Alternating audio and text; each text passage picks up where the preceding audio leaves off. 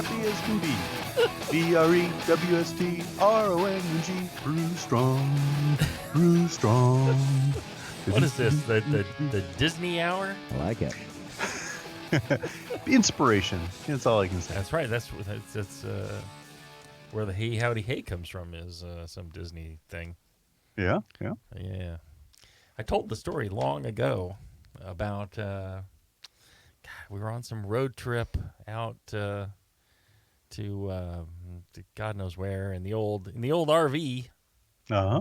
Still kicking. The beater RV, and we were listening to some Disney songs, and one of them had that in it, and my daughter was big on that song.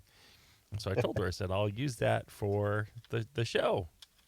And so I have. And I have not gotten any sort of legal notice from Disney tonight. You say, howdy, hey, but Yeah. it has lasted since then. That was like 9 years ago or something. Yeah, Some no doubt. insane amount of time.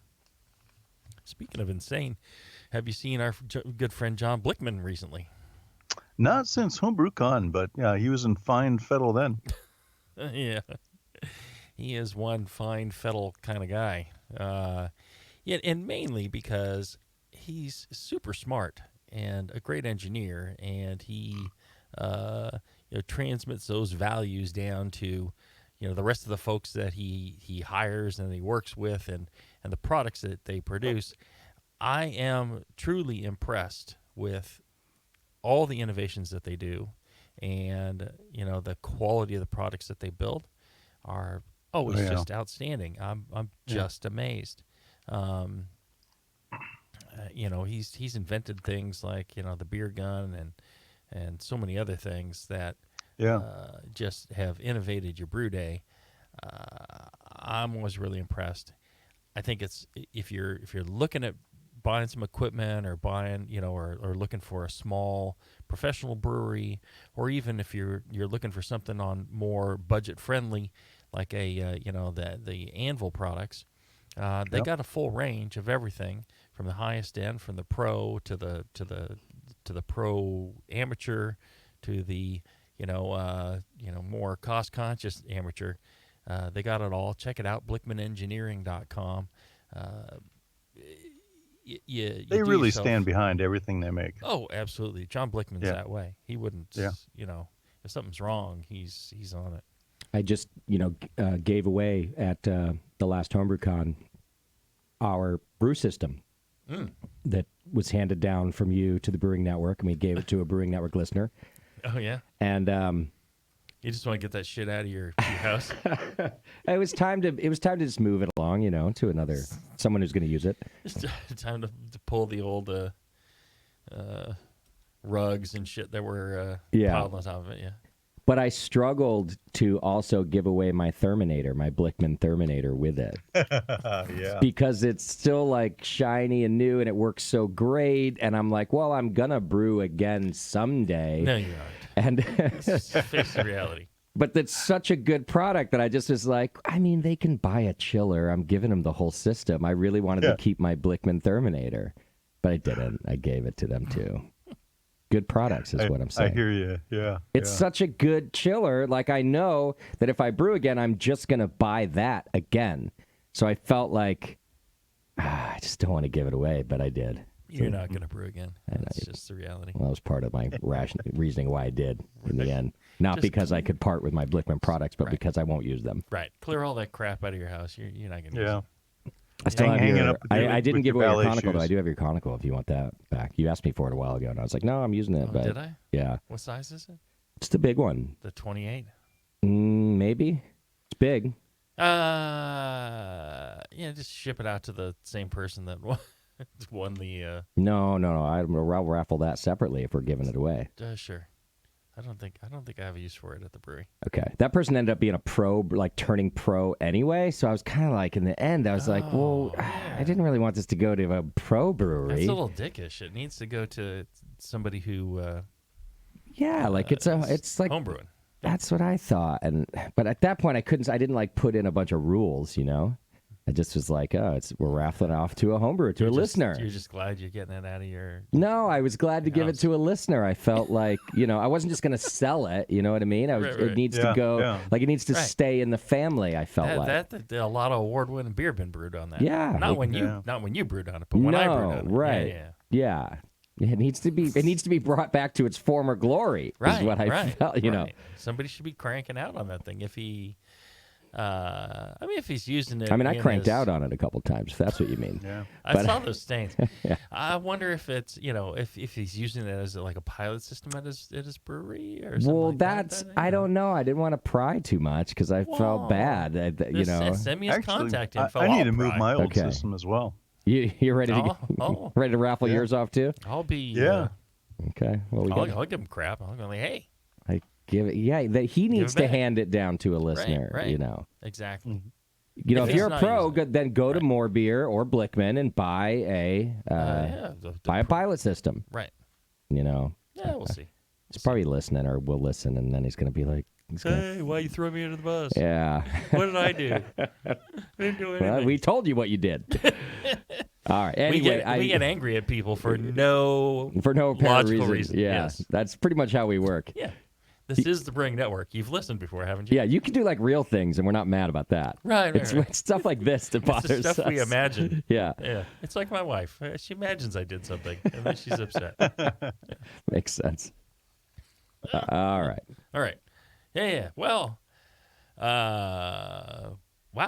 This was totally unexpected. Threw you for a curve. The system has moved on. My Blickman Terminator and the More Beer system. Yes. It has moved on. It's still at More Beer right now because they're getting it like back in tip-top shape before sending it. So we could still derail the delivery. They're getting the couple of stains off of it. Although I gave it away in June, so it's been derailed by me already, clearly. It's still in California. And I still have to give my Terminator because I brought it thinking I'm not giving away my Terminator. But I have since decided I will, and so now I have to go bring that last piece also. Where is the winner located? New Jersey. Oh, Jesus Christ. You ship it across the country. I got to pay shipping because I didn't put that in the fine print. That's going to be $1,000 to get it so the whole the thing didn't make any money for the Brewing Network, basically, once you count all that. Right. Huh. Luckily, the More Beer guys are nice enough. They're just doing, they're just going to refurb it however it needs to be done. Right. I'm like, charge me for stuff, and they're like, no, don't worry. But it's still in Concord, basically. Maybe we should drive it. Maybe we should strap it to the top of the RV, Jamil. There you go. Drive it out This ourselves. is sounding good. To New Jersey. I like this. In the winter. It's coming up.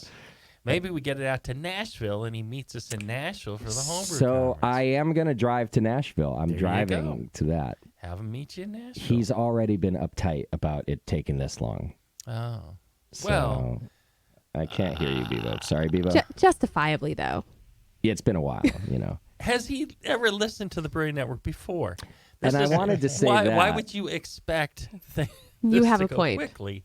Why would you expect us not to talk about this and imagine something negative? Out of the whole thing. He's probably the nicest person on the planet. Right. I would say drive it to Nashville. Yeah. And then you could always ship it from Nashville to New Jersey. He can ship it to New Jersey. Right. And it's just very, very much cheaper. Well, and we can always put a caveat on every raffle prize. It's like, I didn't do that. Pick it up at the homebrew conference. Right. Well, I should have. The problem, was that the last one was in Providence, so that's why I was like, I'm not driving to Providence. Yeah. Nashville, sure. And so now I get Palmer. Maybe we'll throw yours in the same trailer, and we'll, if you got to give yours away too. Yeah, we loaded up. I'm running out of room in the shop. There we go. That, or you just pay the $1,000 to ship it. It's going to be. That's what's going to happen. More Beer's probably going to get me a discount because they ship a bunch of stuff, and then I'll just give them that in advertise. It's all going to come out in the wash, I'm sure. Yeah, that's the thing to do. Yeah. Send them the damn thing. Yeah. Throw the Terminator in there. That's what started all this. I'm giving him my Terminator and I'm sad. I'm sad about that. I really like my Blickman Terminator. There you go. Well, that's the show. That's all we had time for. Hope you enjoyed it. Speaking of the show, speaking of the show, we got a good one for you today and tomorrow and going on. We're going to talk about the practical aspects of barrel aging. I mean, everything from recipe to selecting barrels to maintaining barrels, moving barrels, everything from the talk that we're going to cover was designed for pro brewers, but there's a lot of applicable material to homebrewers or homebrew clubs as well. Yeah. Because it's barrel aging. There's really pro or amateur.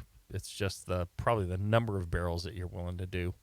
Yeah. In fact, we're going to do 2, maybe even 3 shows on this. So as soon as you hear this particular show, send in your questions and we can address them on the second and third shows.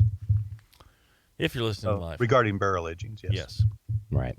And I think we may sneak in a Jay-Z's medical corner at some point. There's been a lot of questions. Lots of experiments. I am still alive. There's definitely more questions than answers. Nobody really knows what's wrong with you. My testicles are generally the same size now. All those things. We'll answer those coming up in a Jay-Z's medical corner, so stand by for that. All right. Do you want to take a short break and we'll get back to barrel aging? We're going to talk first about the objectives of barrel aging right after this.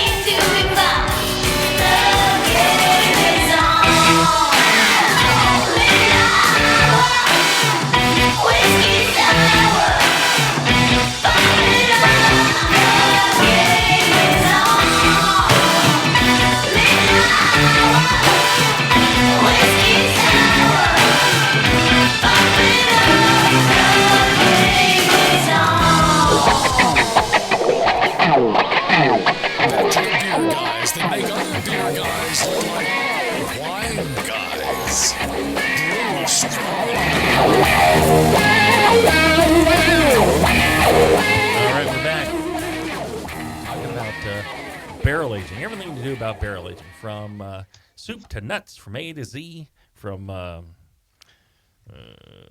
the head beginning to end, from the beginning to the end. I never thought of that one. That is from head to bung. Ah, there you go. That's what you were trying to think of. From head to bung. Yes, from the heads to the bungs. First off, like we like to do, I kind of like to define what we're talking about, and in this case, the objectives of barrel aging. The true purpose of barrel aging is to develop certain flavors and aromas in your beer that are reminiscent of barrel aging, give wood. the beer a character, wood or other characters that elevate the beer to another level, integrate well with the beer, make the beer taste better or special. So that's kind of the objective of barrel aging. There's another objective, which is for the pro brewer, marketing. When you say something's barrel aged, it's exciting for the consumer. They will pay more because, I don't know, they've kind of been trained to pay more for barrel aged beers, or has a certain cachet to it. Yes. Exactly. I think so that's kind of an important part of barrel aging for the pro level brewer, or the commercial brewer, and even for the home brewer, saying, hey, this is barrel aged, when you're at a fest or sharing it with friends. I think that can have some zing to it as well. Flavor and aroma development in the barrel is coming from a few things. One is things like bacteria, Brettanomyces. The bacteria will consume some of the available sugars, and will produce acids and flavors that will change the flavor and aroma of the beer. Same thing with Brettanomyces. That can consume longer chain sugars, starches. It can even consume some of the wood starches, and develop flavors, a unique set of flavors, and dry out the beer. Yeah, Jamil, I'm going to stop you right there. Yeah. Would you say that there are 3, maybe 4 classes of barrel-aged beers? I'm hearing there's, strictly wood-aged, then maybe a sour beer, and then or maybe or a Brett beer, and then maybe a combination of Brett and sour. Would you say that's accurate, or would you divvy them up a little bit differently? Right. Well, and I think even with the sour and the Brett, and the combination of those, you will get some wood character as well. I mean, it depends how long it's resident in the barrel, what kind of barrel. But it's possible to get a wood only barrel age without any Brett or without any sour as well. Absolutely. So I would maybe, I think you're right. I would, divvy it up maybe into 2 at least, where you're saying there's the clean barrel aged, with where you're getting wood character, and you also get character of what was resident in the barrel before, and then there's the one with Brett or bacteria with live organisms producing some other flavors. So I generally think of them as those 2, okay, and that's how we separate them in our brewery. But I'm intrigued by your thoughts on, maybe there's a finer definition there. The other thing that happens when you put beer in barrels is, since it is not an oxygen-proof storage vessel like a stainless vessel, you get some oxidative related compounds occurring, and the longer it's in there, the type of wood that you're using, that can affect that. And you'll always get staling compounds. For a beer that's stored, staling compounds are just something that happens over time. So if you just keep a beer for a year in a can, or in a stainless container, at room temperature for a year, you're going to pick up some staling compounds in that, and that can be a good thing in certain types of beers. And it can be a bad thing. It depends on what you're trying to develop. But that also is part of the flavor and aroma development that occurs in barrels. And then, of course, like John was saying, you're going to get that barrel wood flavor transfer. You're getting a transfer of what was in the barrel before, or if you're doing a new barrel, you're going to get, more wood. But generally, those are the things that you're looking at for flavor and aroma development. Bacteria and Brett, oxidative and staling, and then you get the transfer of the wood or what was in the barrel, or both. Yeah. Yeah, I've met a lot of homebrewers that are buying small new barrels, not previously used wine barrels Right. because they don't have 50 gallons of beer to throw in there, but Uh-huh.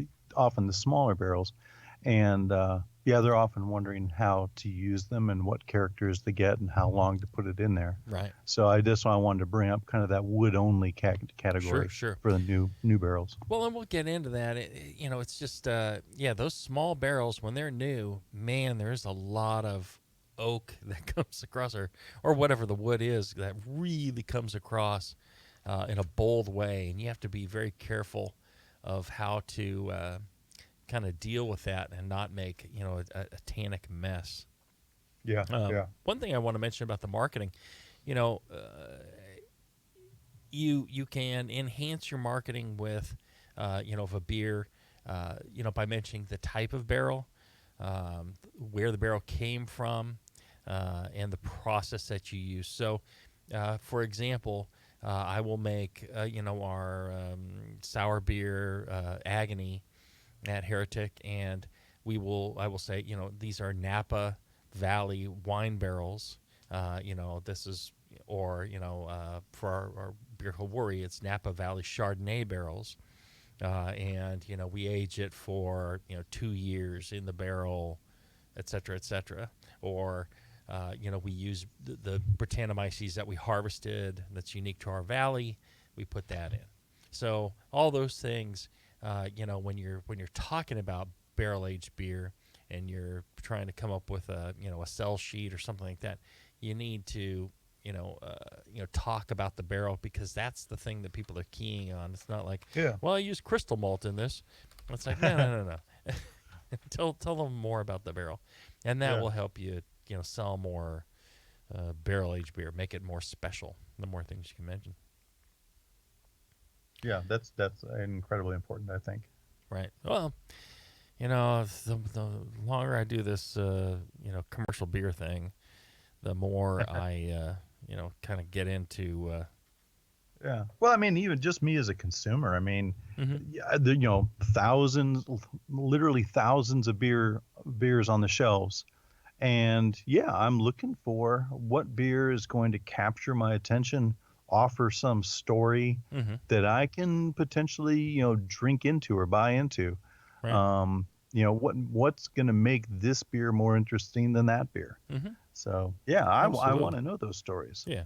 Um, well, yeah. There's so many barrels available from brokers nowadays. I think there's a lot of possibilities there. Um, Possible beer styles. That's the other thing. I think Yeah. that you're not limited to one type of beer. When a lot of this started a couple of decades ago, it was pretty much taking a stout and putting it in a whiskey or bourbon barrel, and that was it. And that just blew everybody's minds, and that Hmm. that was great. But I think that today, with the creativity that's going on, the styles are limitless. It's no longer that.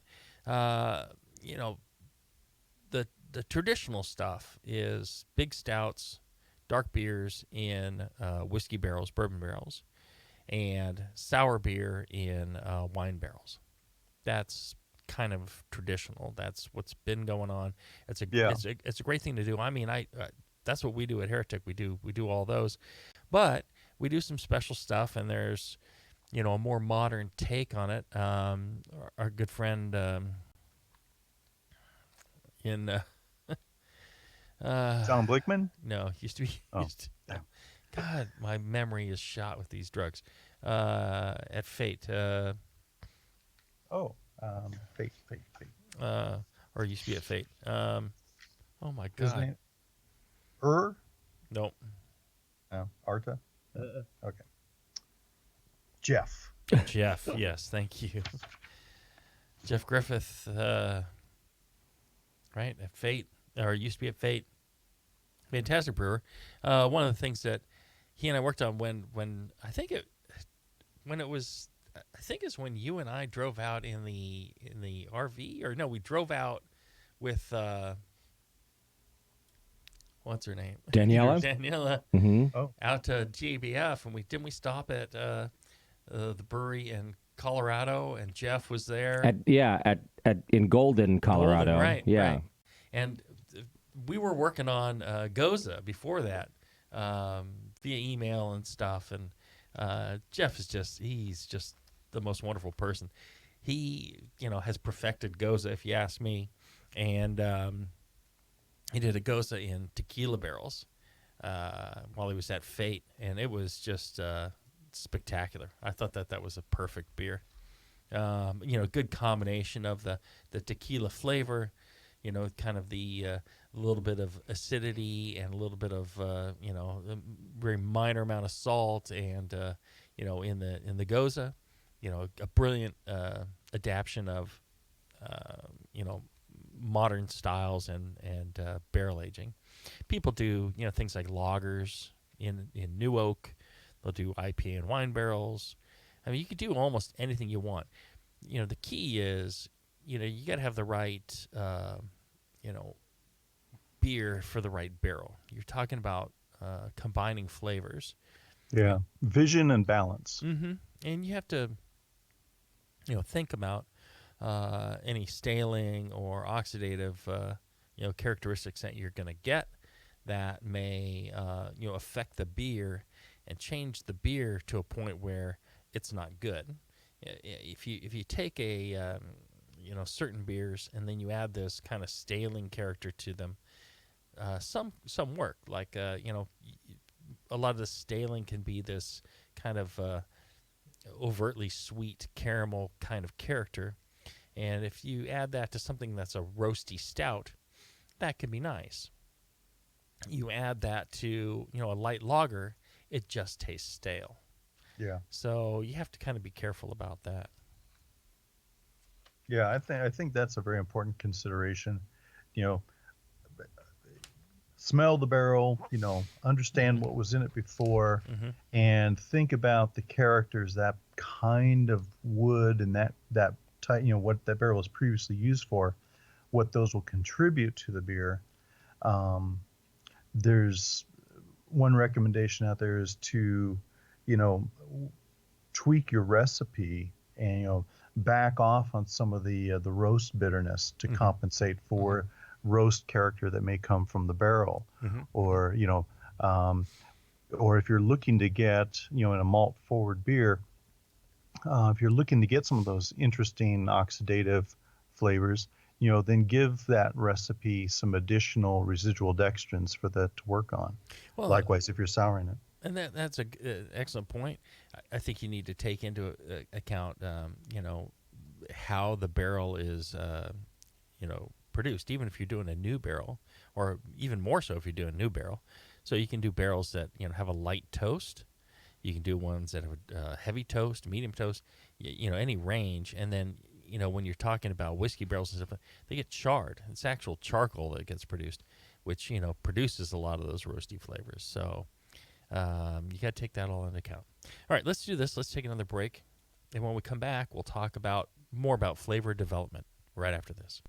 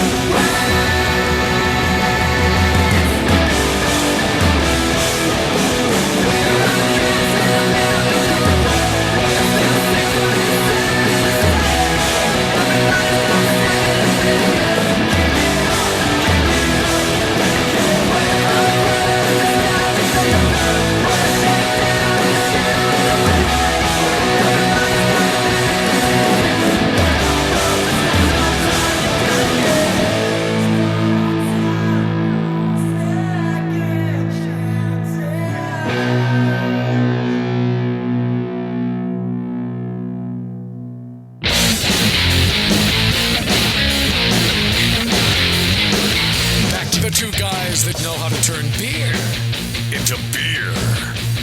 This is Brew Strong.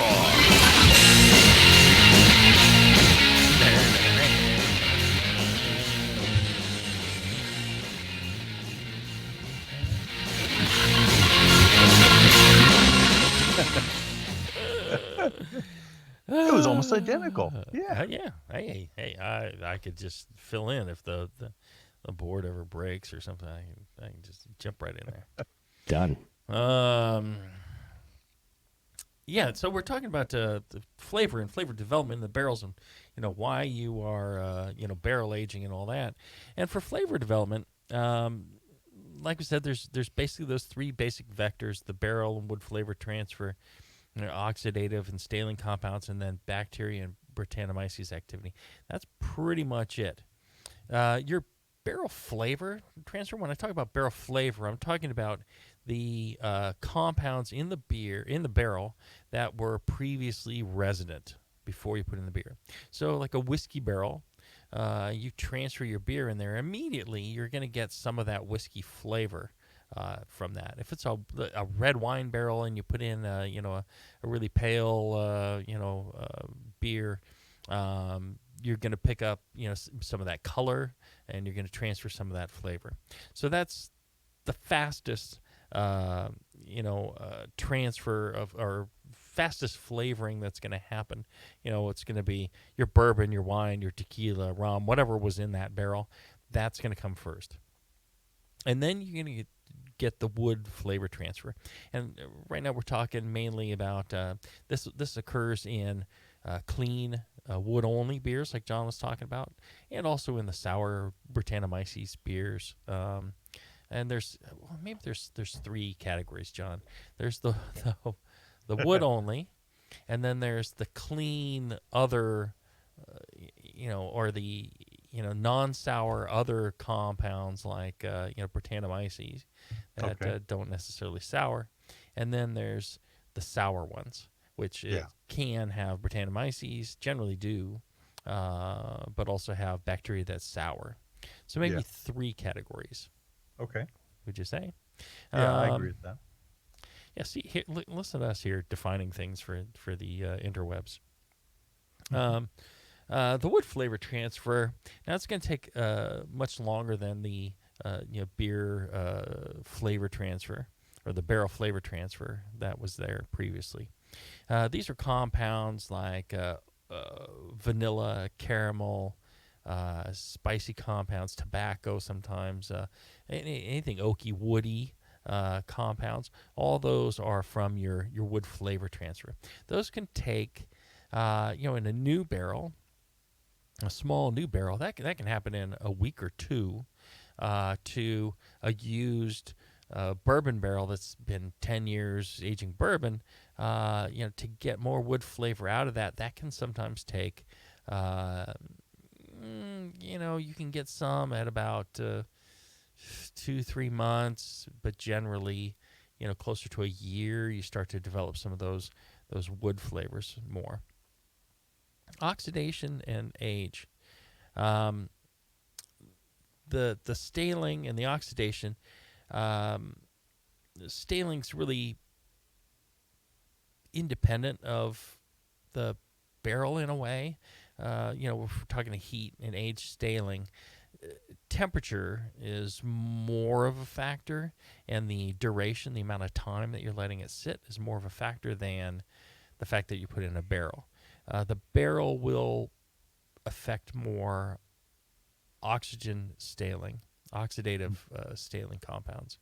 Okay. And that's dependent on how thick the staves are, what the oak is, what kind of tree it came from. French oak tends to pass more oxygen. American oak tends to be a denser, harder wood, and less oxygen in. The size of the vessel, those giant foeders that you see, one of the reasons that they use something that large is your surface area to beer ratio, you're getting less oxidative staling. When you get down, the smaller the vessel, the more oxidative staling you're going to get. So that's one of the things to keep in mind. One of the purposes. I just want to emphasize that Sure. American wood harder than the French. I think that's important. Much harder wood. Yeah. I mean, that's what I've experienced, and I've been to France a couple of times, and I just think we have harder. Yeah. Very, very much like a strong oak limb here. Those oxidation and staling compounds can give you some rich malt flavors, or things that people tend to think of as rich and malty. It is a staling compound. There's that kind of caramel, that sweet caramel I keep talking about. There is, some things that people say, oh, that's malty. It's actually staling compounds that can go well in a beer. One of the other and the most important things about oxygen in these things is, the development of fruity compounds. So sometimes, like, you're barrel aging a English barley wine. It's got this rich, licorice and these other compounds and malty, and what you're looking for, what a lot of people are looking for, is kind of vinous fruitiness that occurs over time. And one of the ways that happens is the some of the higher alcohols, along Ester. with some acids, exactly, produce some of those esters, and that's part of what you're looking for in one of these. The oxygen plays a role in it as well. You can develop more of these fruity esters over time. So that's another one that time and condition will enhance or detract from those fruity ester development. I don't want to jump too far ahead, but I think it may be a good idea to just mention here that forced aging to try to develop these characters faster, not a good idea, correct? I agree with you 100%. Anything good takes time, it seems. Yeah. I've never found a good shortcut to good barrel aging, and that even includes trying to do small barrels because it's faster. You're going to get some of that oak faster, but and I guess if you did that and then transferred it to a carboy maybe, and maybe you could do it. I don't know. Yeah. It's just an issue with that, I think. Yeah. Well, I've heard this from several brewers. Julian Schrago from Beechwood, Jen Talley, from Auburn. She says, make sure you give the beer in the barrel sufficient time, at least 6 months. Some people will, be tasting the beer along the way, and they say, wow, it's got so much oak character, I need to pull it now before it gets any more. But she argues that, in fact, if you give it more time, you'll go through a transition where a lot of that tannin will start to settle out, and the beer will actually mellow in the barrel over the course of a year. Right, I agree. One of the things that when I was doing this on a commercial scale, I think we were worried that going past a couple of months, 2-3 months, it was going to get too oaky, and there was going to be a problem with the beer, or maybe it would get sour or whatever. And so we were initially doing 2-3 months on some of our bourbon barrel aged beers, our wood only beers. And then I don't know what made me do it, but I pushed past that, and we started going to a year to 2 years. And an interesting thing happens, like you're saying. I'm not sure that the tannins are really dropping out, or you're developing more of that rich kind of malty character, or you're pulling other compounds from the wood that have a lot of that vanilla and caramel, and those are kind of balancing out the tannins. It's hard to say exactly what's happening there, but it's caused me to go much further, much longer in our wood barrel aged program than I did before. Yeah. Yeah. Time can do a lot of interesting things. So one of the things that we do, and we'll get into this later, is I always keep some unbarreled beer in stainless, so that when I get that beer, from the barrel, sometimes the flavors are a bit too intense, and something's overriding. You got an overriding flavor, and if you add back a little bit of unbarreled beer, it's almost like adding a little bit of water to whiskey. It opens up and it blooms, and you get all these different flavors coming out all of a sudden.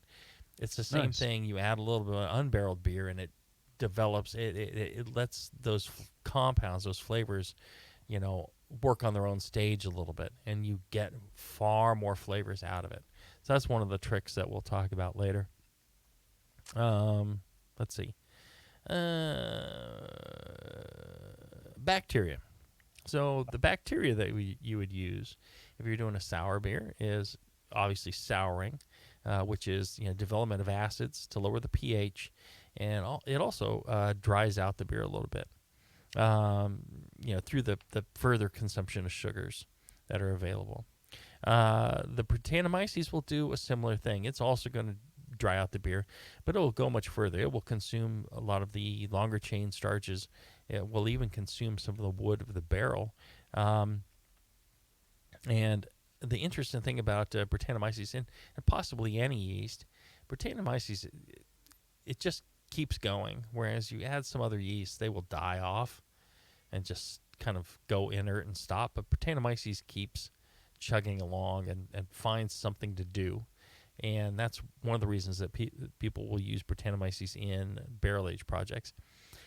One of the things is any yeast, and Brettanomyces in particular in barrel aging, it will clean up a lot of the oxidative staling.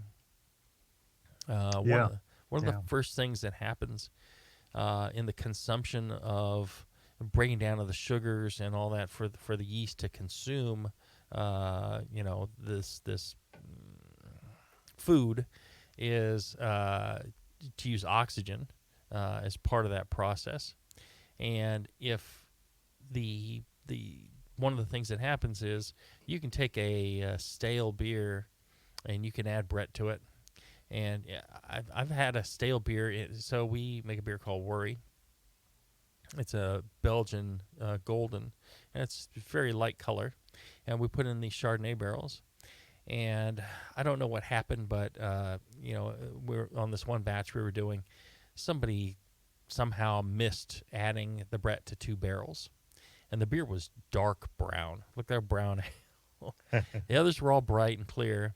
I told my guys, I'm like, well, just add the Brett to it now. They're like, well, no, we need to dump these. They're all brown and stale and yucky. And I'm like, no, just add the Brett. It'll clean it up. And they're like, no, that doesn't work.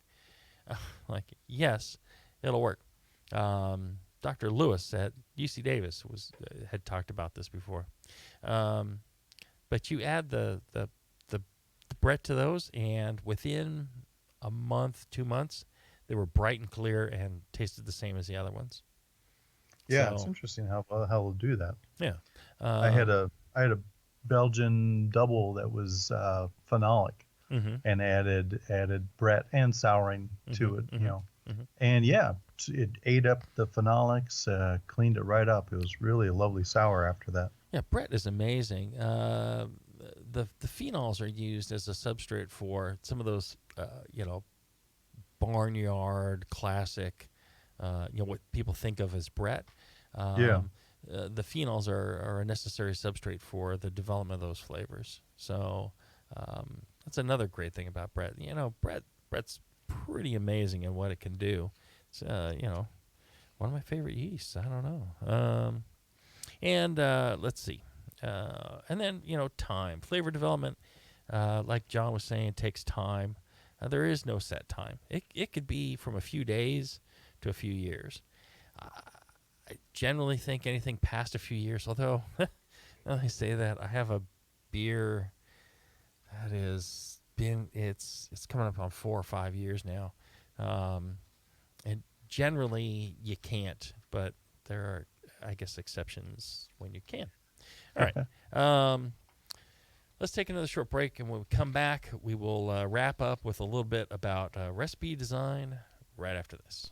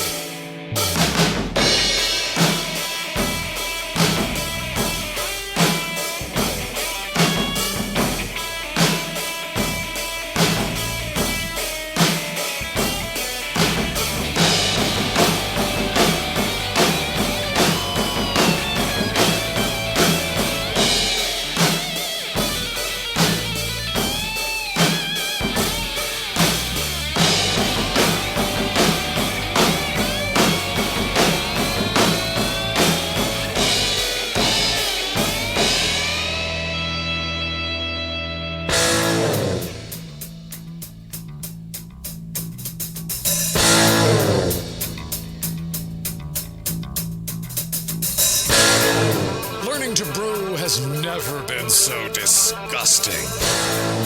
This is Brew Strong. All right, back. One of the things that's important, like John was alluding to, was the recipe design, how you develop or your beer recipe to go with what you were trying to achieve in the barrel and to match the barrel flavoring. One of the most common things I get asked is, your sour recipe design. How do you, what people are most of the time think, well, I'll just brew, a brown ale or a porter or imperial stout, and I'll throw that into, a bourbon barrel, and that's what I've done. Souring, becomes a whole different kind of animal. One of the things to know about developing sour beers is that alcohol and bitterness are the enemy of the souring process. It hurts the bacteria and the yeast. They, high IBU will negatively impact the yeast. So you really want to go, a few IBUs at most. Sometimes we'll throw in a token amount of hops in order to, we're targeting maybe 5 IBU, 6 IBU, and no more than that. And we won't go high ABV. Generally, I'll target around 6% ABV.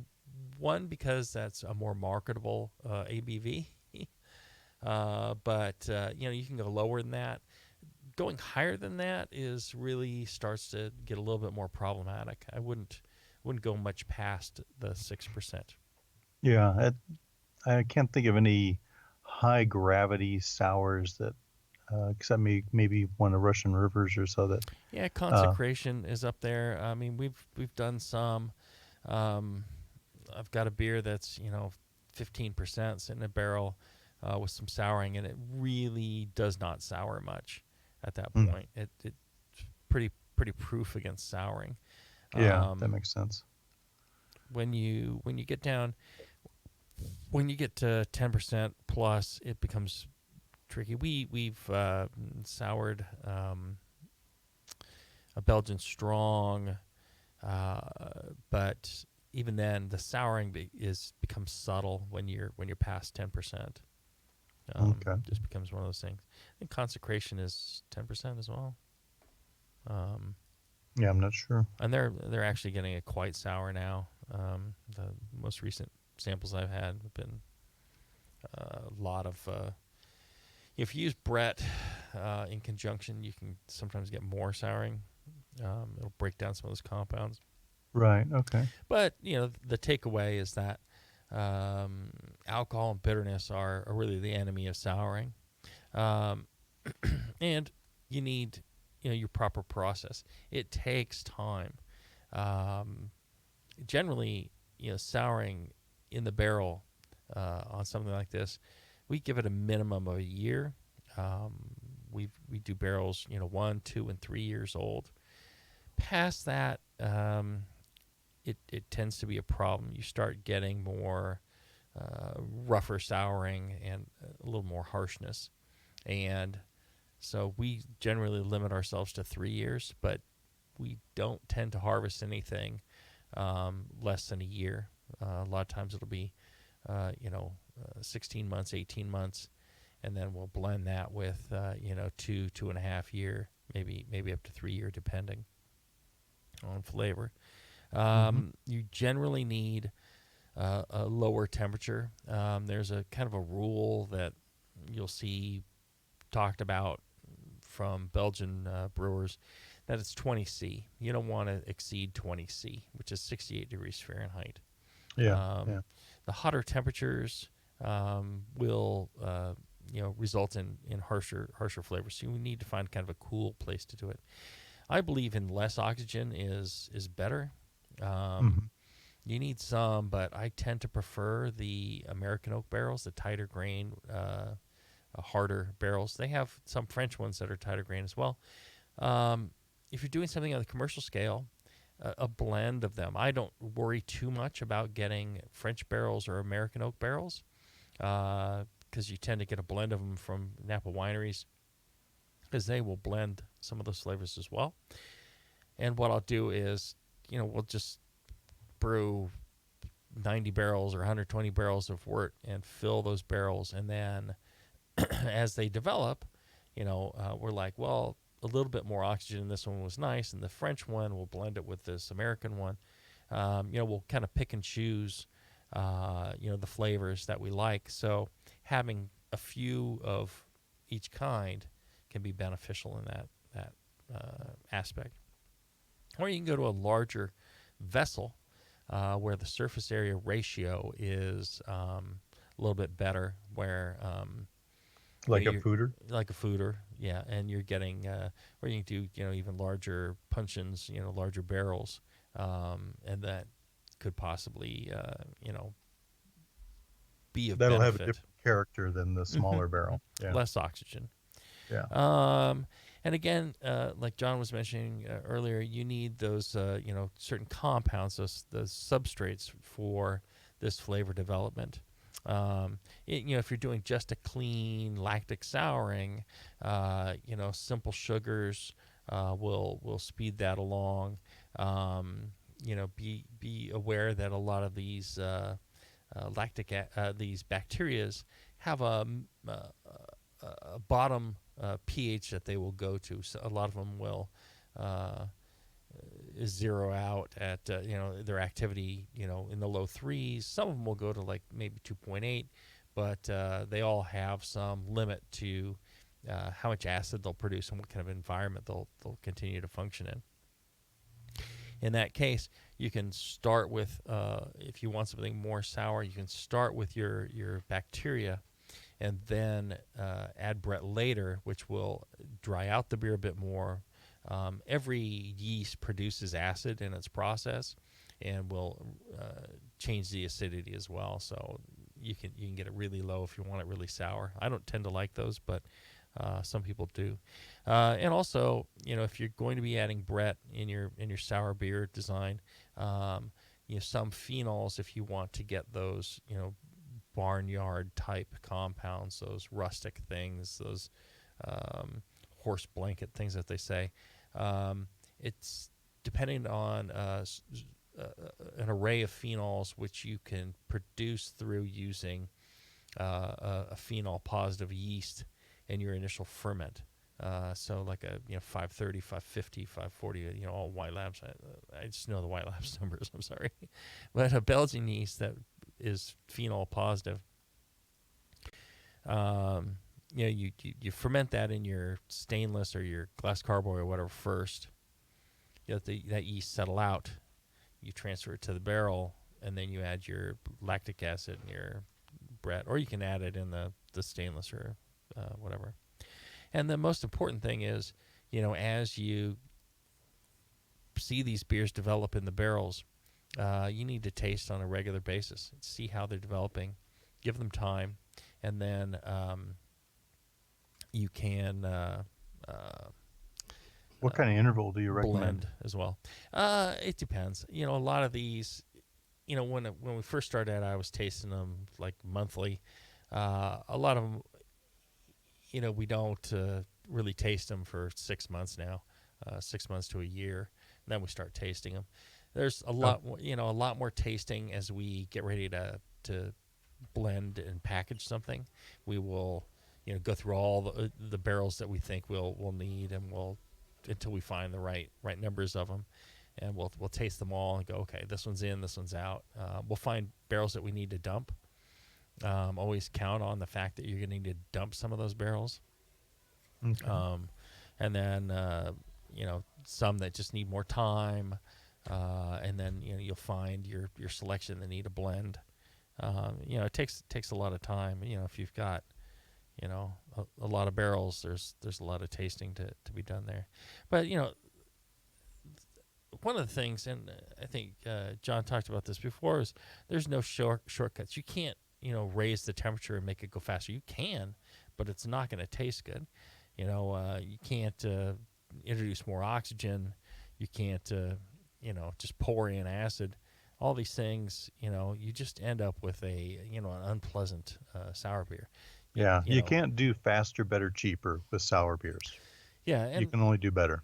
And that's one of the reasons that consumers will still pay a premium for a beer that sat in a barrel for 2-3 years, and was blended and tasted, and there was barrels that got dumped, and there's fruit and all this stuff. Ends up quite expensive to make. Unfortunately, I want to say we'll throw out there that there's a large amount of less educated consumers than listen to Brew Strong, that sour beer is a sour beer. So you make a kettle sour and it tastes sour. They're not too aware of the difference in why the barrel aged sour is much more expensive than the kettle sour. So you kind of run into that, trying to go back to that marketing thing. Right. So it's important to kind of explain the reason why, the difference why. All right. I think that was a good show. Yeah. Yeah. I think what we'll do in the next show is we'll start talking about we'll start out with more recipe design. We'll talk about malty beers and how you do those. Great. Yes. Sounds good. I have an important question for the two of you. Sure. At your age, Yes. do you still manscape? Well, that would be a absolute positive. Yes. I like to hear this. Well, have you tried manscaped.com? I have not. They apparently have trimmers that will not cut your junk. Really? Wow. They're anti-junk cutting trimmers. Wow. That would be a very positive thing. Right. So It's called the Lawnmower 2.0. This is not a joke. And they sent me some samples. Nice. I haven't used it yet. right. I'm due. Yeah, I would imagine there would be like fur hanging out of that box. If, Yeah, so it won't cut your junk. even if one is the size of an avocado and the other is like a walnut. I think that's right. I think it doesn't. All go over that terrain. I think size Even if does one not. looks like Thanos. What if I've got a particularly large vein popping out on one? This thing says it won't happen. So go to manscaped.com and use coupon code BREWING, and you're going to get like 20% off or something. Excellent. Let me That is interesting. I'm waiting for you verify to that. Yeah, 20% off plus free shipping with coupon code BREWING. for you to mow your lawn, and then I'll report back. Report back. You want me to take a video of it? No. Just any blood loss. Right. Yeah. They also have a product, an anti-chafing ball deodorant called Crop Preserver. Nice. I could always use an anti-chafing. Yeah, that I feel like everybody ball needs. deodorant. Yeah. Keep them smelling fresh. Your balls will thank you. When I go to the doctor and say, this one's the size of an avocado. Yeah, but he'll go, but you know what? It's very well trimmed. It's very well trimmed and smells delightful. Manscaped.com. Use coupon code BREWING. Brewing. All right. So. Okay. Great show. Thanks to our excellent sponsor, Blickman Engineering. Check out that manscaped.com. It sounds like fun. Yep. Everybody needs a nice, clean, well-deodorized area now. That's right. It's summer months. I appreciate a little less bushes down there. A little freshness. A little freshness, a little less hair. Everybody's happy. And, that's what we provide around here. Happiness. That's right. Happiness and brewing information. That's the Exactly.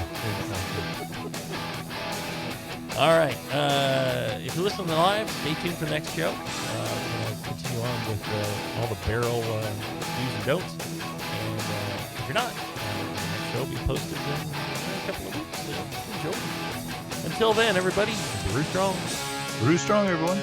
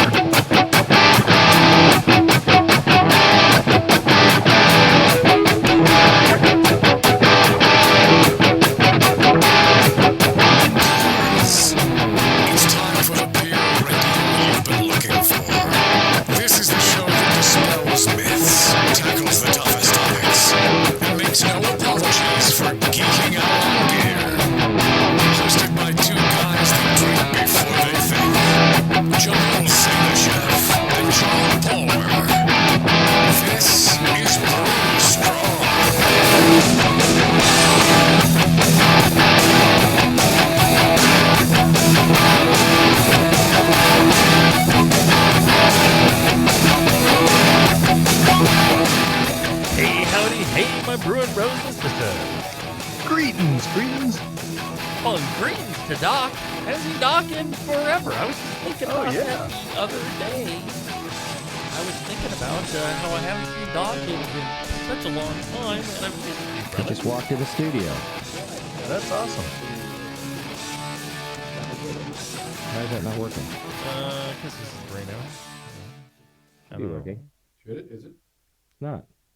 Try another one? Try that one. It's snot. Hey, is that better? That's better. That's much better. Yeah, there we go. Well, that was weird. Gotta fix that.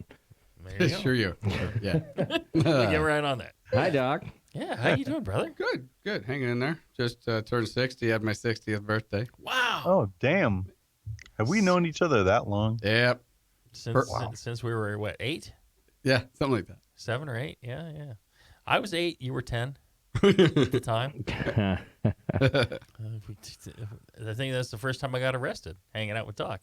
Oh, yeah. It's the first time we all got arrested. First time I got blackout drunk. Yeah. 8 years old with Doc.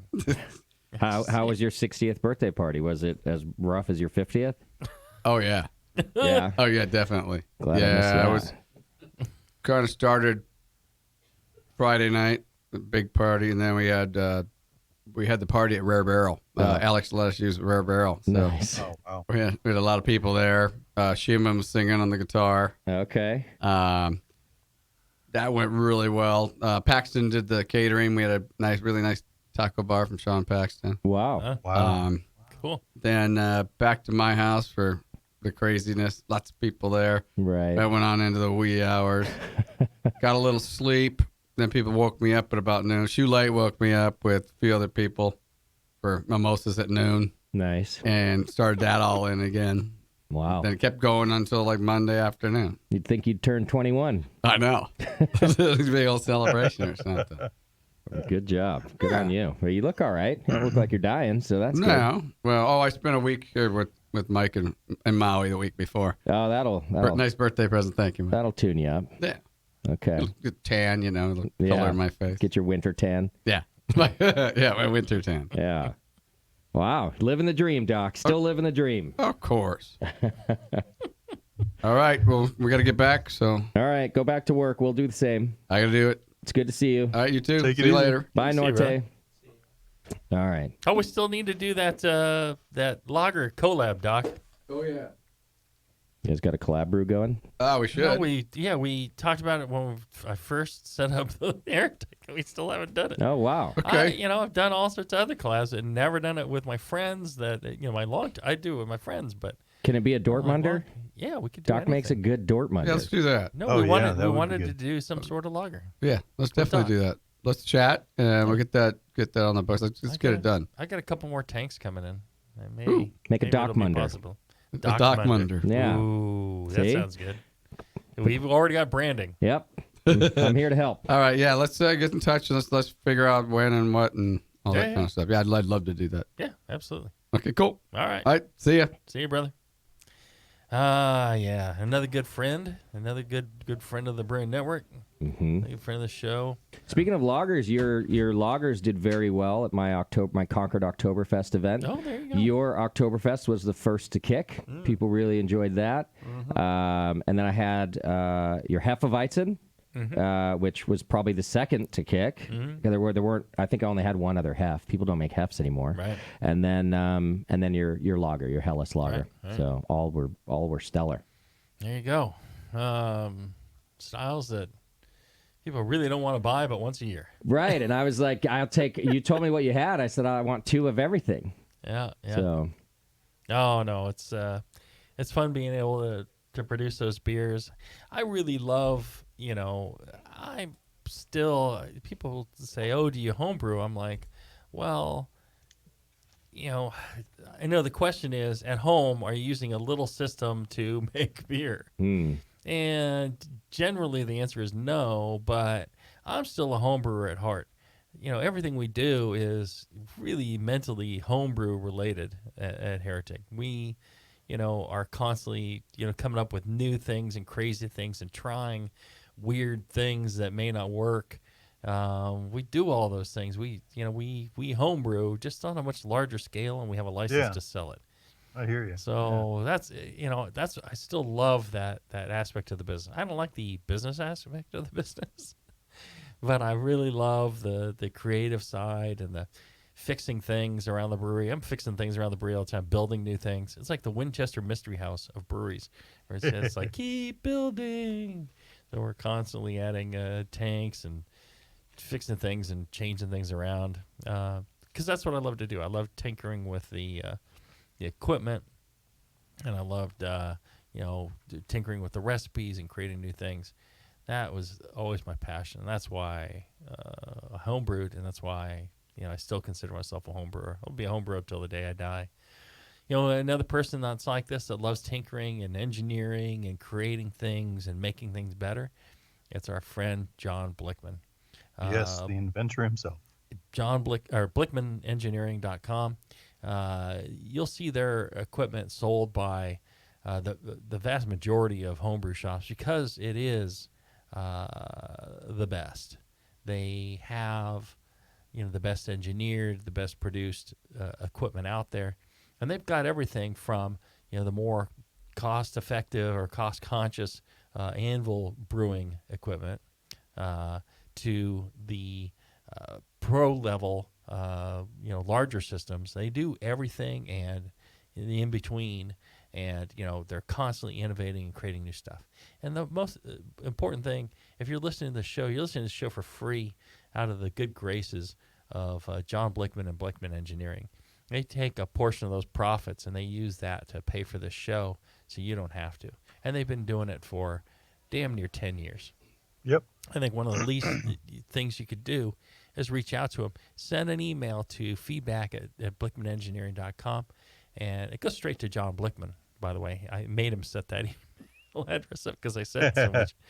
And, you send that, and he gets that email, and just a thank you, just like, hey, thanks for being part of quitting your job as a engineer at Caterpillar, and doing this homebrew thing and changing how homebrew equipment's done and how homebrewing's done, and thanks for sponsoring the show. And a little email. That's all I ask. You don't have to buy anything. You don't have to, but check out their website, and email John Blickman and tell him how much you appreciate it. I think that is small cost for how great we are. Yeah, he really does appreciate Brew it. Strong. He does. He loves hearing from people. It makes him feel good. It'll keep him suckered in on paying for the show. I'm just saying. Let's keep that rolling. Let's see how many more years we can do this before he figures it out. Have to find a different sponsor. Yeah, keep going. Yep. Speaking of keeping going, we last show had delved into the topic of barrel aging. It's a big topic, so we split that up into multiple shows. And last week, last show we left off at sour beer recipe design, and we had talked about how you would do that to maximize. We talked about the objectives of barrel aging. We talked about possible beer styles that you could use. We talked about how you're getting flavor development, and then we got into the sour recipe. So if you're interested in any of that, go back to the previous show. Today we're going to start off with Jay-Z's Medical Corner. You want to do Jay-Z's Medical Corner? All right. I will tell you.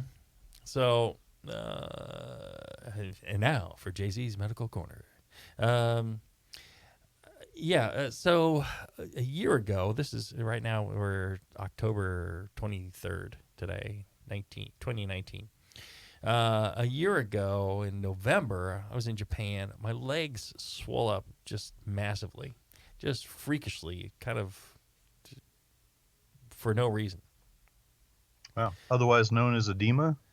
Yeah, I kind of got the swelling to go back down by elevating my legs, and when I got back, the swelling was still there. I got back to the U.S., went to the doctor. Doctor was like, "Oh, put on some compression socks. Stop whining." And I'm like, "No, it's more than that. This is something weird." And she just kept insisting on that. And so I put on compression socks, and it squeezed blood out of my legs. Oh, I'm wow. like, this is not right. That's not normal. No. And so she kept blowing me off. I was just like, I need to see another doctor. If you're not going to do anything, I need to see another doctor. This is actually something serious. So another doctor, he was like, nah, compression socks. I'm like, no. Finally convinced him to run more tests. Finally, they did a CAT scan. They saw these lumps on my lung, my heart, and that's also what was. And I was telling them there's lumps in my leg. They scanned it for blood clots and all that. I'm like, there's lumps in my legs, and it was lumps across the lymph system. So it turns out I had this thing. They had to do a biopsy through my lungs to these things called granulomas to prove that it was sarcoidosis. Well, sarcoidosis is a immune system disorder that they don't know how you get it. They don't have a cure for it because very few people get it. And for most people, it doesn't do anything. So 0.07% of the population actually gets it. Of those, 20%, it actually affects their lung and their heart. The problem is when it affects your lung and your heart, it can kill you. So I started coughing. I started becoming weak. Before they found this, it was 5 months, and I told my wife I'd be dead by 4th of July. It was, I lost 25 pounds, which is good. But then, so it'll kill you. It forms these things on it damages your lungs, your heart. They're just like cysts that form? Granulomas. It's so the thing is they didn't know if it was lymphoma or the sarcoid. Luckily, it was sarcoid. And out of those people that actually have something affect them, 80% of them within 2 years it kind of burns itself out and it goes away. I may be in that group that it lasts forever. If it lasts forever, then it kills you in 5 to 10 years. Part of the problem is they don't have a cure for it. They just give you massive amounts of steroids. Not the good steroids that build muscle, but the ones that cause muscle wasting, make you fat and cause roid rage. So I've been on steroids for 6 months, and it's shrunk down those granulomas. So my legs went back to normal pretty quick. I stopped coughing pretty quick. So I started feeling really good, about 2-3 months in, and I was telling my wife, I'm going to go diving again. Everything's great. I actually feel like normal for the first time in a long time. And then the shaking started. So the neurologist isn't really sure of why I'm shaking, but I have this whole tremor thing going on, and then my head snaps to the left every once in a while, and it's a no whole girls involved? Boy, oh boy. No, it's a whole new thing that I went to the head of neurology, and what he said was, I don't know. Literally, Nice. That's what he said. Nice. Doctors are useless. I don't know. That's why I never go. And then he's like, well, I can give you drugs. That's why you go. Mm. And I'm like, oh, all right. So Last time I went, they wouldn't even give me drugs. yeah, they're cutting back on the drugs seriously. So, all those junkies are ruining it for the rest of us. Exactly. Go ahead. So they give me drugs to, try and help with that. But the problem is, it just makes you, forgetful. And, I'm having troubles with my short-term memory and a couple other things. But, I look at it this way. I'm alive. I'll take that. That's a win right there. You got that going for you. Yeah. Yeah. So, Boy, oh boy. it's just been a mess, since last November. Mm-hmm. And then it's all sorts of shit's happened. My sister died unexpectedly, all sorts of crap. It has been a rough year. It has been a rough last 11, 12 months. Yeah. But, again, I'm alive. Right. What Still brewing. more are you going to ask for? And we'll see what happens. We're tapering off the steroids now to see if the sarcoid's gone or whether it's going to stay for the rest of my life or whatever it's going to be. If somebody could guarantee me 10 years, I'd take it right now. So we'll see. Okay. But All right. yeah, that's what's been going on with me, and it just makes it really hard for me to talk or, it just wears you out. All the shaking and all the other shit, and just kind of grinds you down to, and then, yeah, the freaking steroids. So I had lost 25 pounds, which I was like, hey, at least if I'm gonna die looking thin. You have that open casket after all. Exactly. Well, I can fit in the casket. Yeah. I won't have to get the extra large, and then save my family some bucks. And then they put me on these drugs, and then the shake and all this. I picked up 30 pounds. I'm like, God damn it, can't win. Right. And my skin's getting so thin that every time I'm just scraped, I start gushing blood. It's just amazing how thin my skin has become. Also, Yeah. the steroids do that. It's meant to shrink tissue, and so it causes muscle wasting. I'm much weaker than ever. It's hard. All the construction things I used to do out in the brewery, it's getting harder to do any of them. Right. So. Well, you can't croak yet because I can't support your family just yet. There you go. I've made you that promise. This work for free that Right. will pay off when you die. I remember that. I remember that. I'm So glad you remember that. I need a little more time. Right. I'm thinking. Your kids are out of college, I hope. Yeah, I'm Okay. thinking though they support themselves now. The bills so are going down. Okay. So it's got Liz to worry about. I think. Yeah. Right. Emotional support. Yeah. There you go. I'm good at that, I guess. Yep. Well, we are here for you. Yeah. All right. Yeah. Yeah. So. That's good to get that out there. Get that. Hey, I don't even know what to tell people. Yeah, he's better at because I'm like, I don't know. He has some rare condition that only exists in a weird country, island, somewhere else. I never know what to describe it as. So I'm glad you got that out. Sarcoidosis was the first one, and then they have no idea what the other one is. But it's probably something. I got all sorts of shit going on, and so they whatever. Okay, it's fine. I don't mind sharing with people. All right. Whatever. And plus, it makes it less weird. I'm standing there, and all of a sudden I look left. You know what's going on. Yeah, okay. My cat does that a lot. There you go. Well, maybe your cat and I have the same thing, John. Liz mentioned that to me, but I didn't understand her. When you went up on stage for your presentation at GABF, she's like, I have to sit on his left. It's a thing for him. And I was like, what thing for him? Oh, I guess maybe she was thinking if my head jerks left, well, right. it won't look so weird. That's what I'm thinking. But It's like the way she said it, I was like, what? He now has some weird phobia about... Because she didn't really elaborate. Well, but then it makes it look like I'm, just looking at her really quick, like, what the hell did you do? Right. Yeah. It's better if I looked away and, like I heard some noise or something. And yeah, whatever. You could just shout, cookie, never toss you something. Pineapple! Yeah. She's got weird Tourette's. Yeah. So, fruit Tourette's. Right.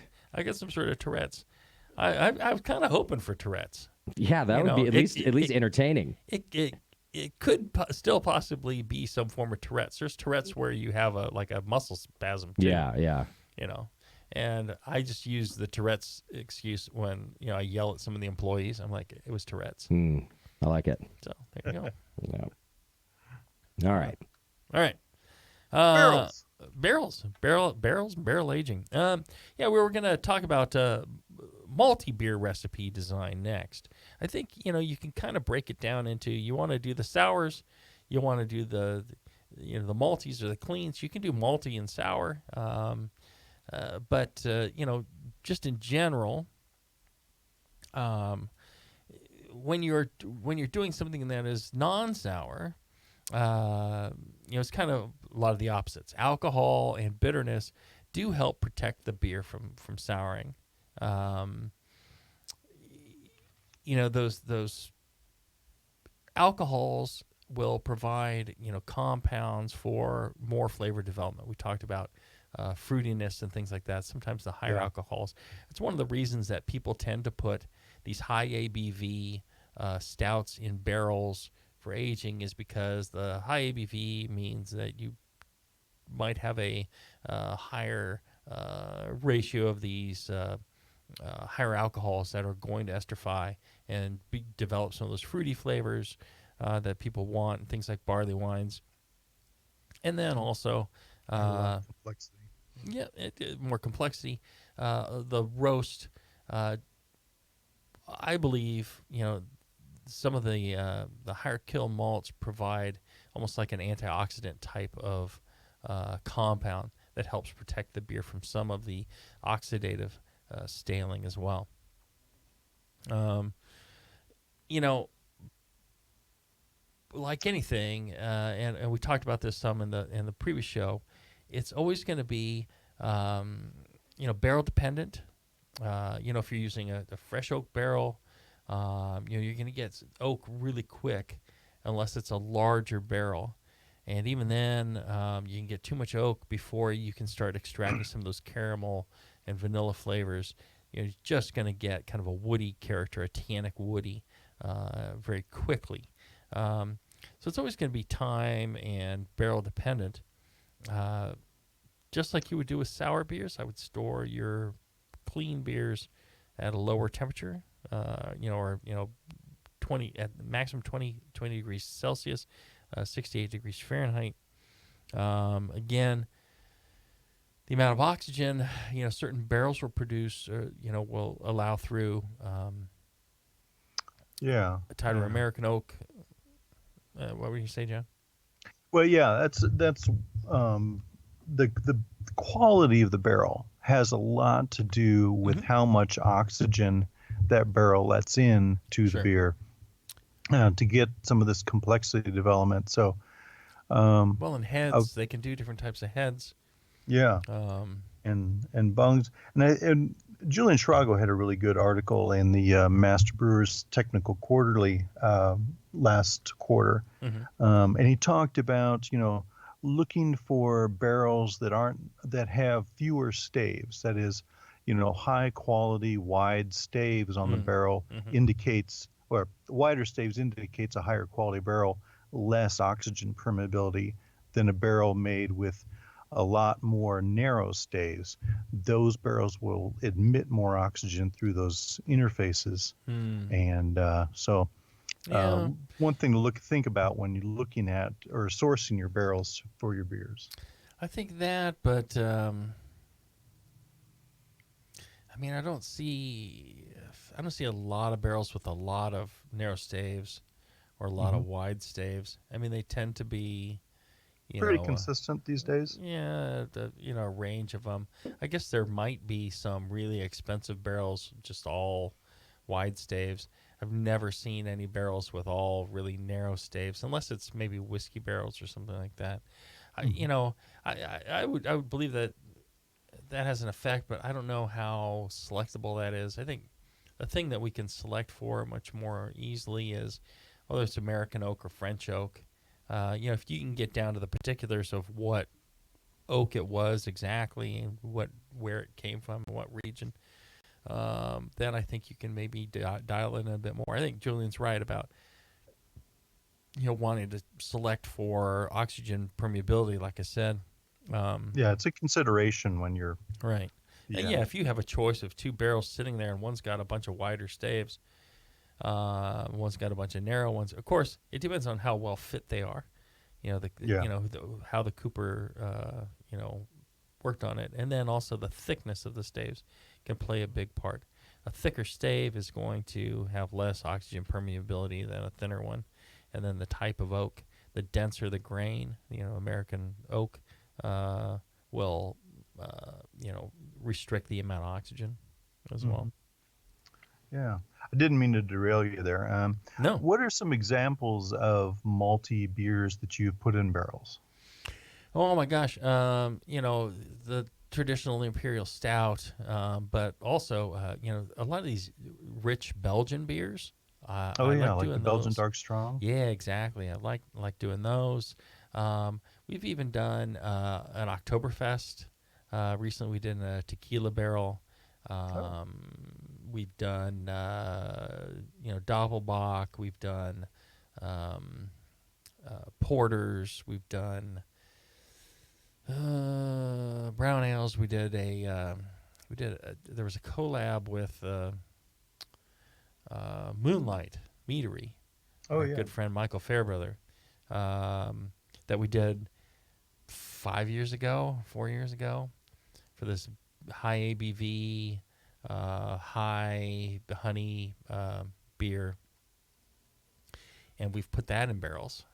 And we've been trying to sour it a little bit over the past 4 years and get some Brit character in there. It's actually turning out pretty amazing at this point. But that's something that we did that was actually pretty malty as well. And I think there's no limit to what you can do. It's just based on your imagination. It's what the barrel is. The thing to be cautious of, I think, a lot of times is when you have something like a tequila barrel, you got to be very careful about putting something too flavorful or malty or rich in a lighter barrel. The tequila flavor, sure, but it's not that strong, especially something like a Chardonnay barrel or a red wine barrel. I see this all the time. Imperial stout in a red wine barrel. It's like you're not going to taste any of the red wine character in that. Oh, I mean, you just don't get any. I mean, it just tends to be buried. I suppose you get maybe some, but I don't know. Some tannic redness kind of thing. Yeah, you tend to just overwhelm it with the beer.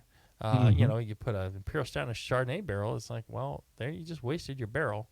I mean, it's still fine. You still get your oxidative and your temperature scaling, and you can still extract some wood character, but you're not going to get the character of, the barrel flavor like we talked about in the last show. Mm-hmm. You're not like a going to whiskey get that. or rum, right? Or it has to be something bolder like a whiskey or rum. Something light just doesn't tend to carry through. So you just need to be careful about what kind of beer you're going to put in. You put in a light lager in something like a Chardonnay barrel. Oh, okay. Well, then, you can get some of that Chardonnay fruitiness, some of that Chardonnay sulfur, some of that oak, and that could go very nicely with, Munich Helles or something like that. So, yeah. I just wouldn't put in, an intense Imperial Stout. All right. Right. I think we've run long. Why don't we take our first break? And when we come back, we've got more barrel information for you. We're going to talk about the types of barrels that you might be using right after this.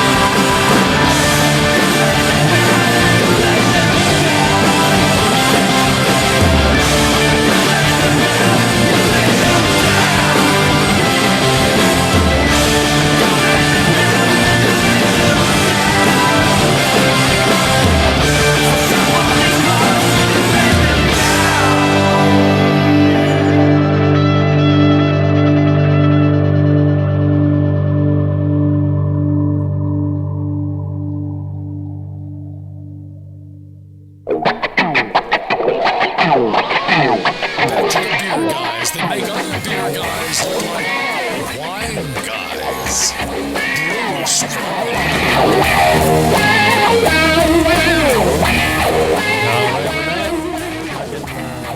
Barrels and barrel aging, everything barrel goodie wise. Yeah. Yummy stuff. I tell you, I tried a hop, an experimental hop from Yakima Chief that makes beer taste as if it was barrel aged. Huh. They gave me a beer, blind. They said, "Here, taste this, and tell me what you think it is." And my answer was, "Well, I don't know what it is, but barrel aged something, 100% barrel aged something." And no, it was just all kinds of tannins and like oaky wood tannins from this experimental hop. Found it pretty interesting. That would be, yeah. It's amazing what they're doing with hops these days. I mean, Yeah. I was just up at Yakima Chief for the harvest, and we got a chance to go through the experimental fields. And a lot of these crosses have been, Jason Peralt's gone through and tagged them with yellow ribbons, something to keep an eye on, as they go forward. And it was really fun to rub some of those hops and see what interesting, herbal and fruit flavors that they're coming off those. I think it's fascinating as well, and would love to try a lot of that stuff. I don't want anyone thinking that that's the way to get barrel aged flavor, of course, because it would be vastly cheaper to just use like some oak granules and throw those in there, or some oak shred, or even some oak extract. Just throw that in to get more of that tannic thing. The problem is, you can get those flavors up front, but it's just giving you a woody flavor. And really, for good barrel aging, I think you need those long-term oxidative staling compounds to, or the souring or whatever, to develop these other flavors that kind of go hand in hand with those tannin characters, right? Yeah, you need the full complexity, not just the singular tannic note or the singular vanilla note. You really do need that whole complement to actually taste better. Right, the caramel, the vanilla, the oak, they all go hand in hand. So barrel types. Generally, people are looking at wine barrels and whiskey bourbon barrels. There's some other barrels out there, but the majority are doing that. Wine barrels are going to produce a more delicate flavor. They're more durable barrels. They're much thicker barrels. They tend to be larger than the whiskey barrels. Tend to be 53 U.S. gallons. The wine barrels tend to be about 60 U.S. gallons. The wine barrels are much thicker. Much better built. You can stack them higher. You can reuse them far more than you can the whiskey barrels. They don't leak as much as the whiskey barrels. Wine barrels tend to be really well made. People have paid $1,000, $2,000 for each of these barrels. You can find them, in various places cheaper. We'll talk about that later on. But the thing to get away from it is it's very solid. They generally do not have as much toast and no char in these barrels.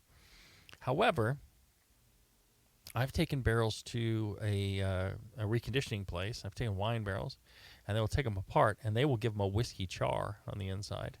And the nice thing about those wine barrels is they're just so durable and so reusable. If you're doing a sour barrel program and you have these wine barrels, you can use them probably until you die. They will get consumed from the inside by the Brett eventually.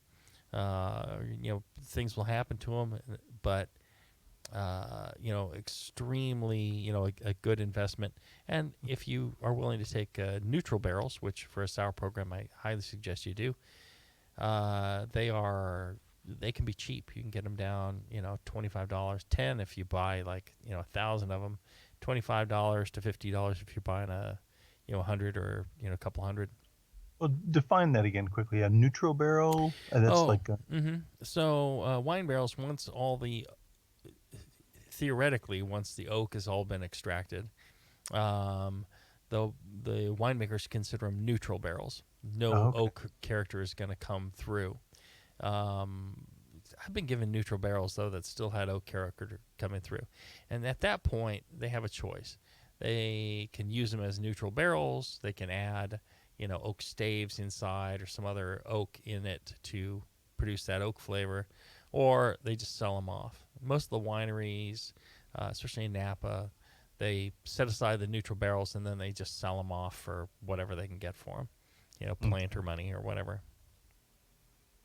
So that's wine barrels. You're going to find them all around the world, and they're going to be, wherever there's wineries. And there are wineries literally around the world. And, I would just get in contact with your local winery. Don't be annoying. There's certain times of the year that they empty your barrels, and you want to contact them before that and say, hey, when it comes time and you've got some empty neutral barrels, I'd like to, get them from me and see what they're willing to do. Again, they've paid, $1,000, $1,500 maybe or more for these barrels. Oh, New. If they've used them a few times, then they're like, okay, the value's like $50. Some of these guys will be like, yeah, it's $400. Don't pay that. $100 for a Chardonnay barrel that's still got maybe a use left in it with a little bit of oak. Things that are truly neutral. Some of the older barrels, $50. $50 to $100, depending on how nice a barrel it is. And then if you're buying in bulk, try and get them below 50. Okay. Let's see here. Whiskey, bourbon barrels. They're thin barrels. They're meant to be used once. It's new American oak. It's a legal requirement in the U.S. So they're very thin. I wouldn't say poorly made. They're just made for that one fill and that's it. Uh-huh. And so they tend to leak a lot more. You can't stack them as high. Once they dry out, they're more difficult to get sealed up. Mm-hmm. How thin are we talking? Like quarter inch, half inch? Ooh, that's a good question. I thought Bevo had the answer. Flagging you down. No, I would say I just see something very ghostly waving around out of the corner of my eye, and you could use a little more sun. I'm just saying, it's getting you're working in the office too much. Sure you are. You want me to turn your microphone on? That'd be great. I was acknowledging that I just got your email and I was thanking you for it. Oh. And you, I'm tan actually right now. This is tan for me. Well, I can see you, so you must have some tan going on. Yeah. Well, shut up. Not invisible. Beacons of Gondor. I'm done with you. You look beautiful.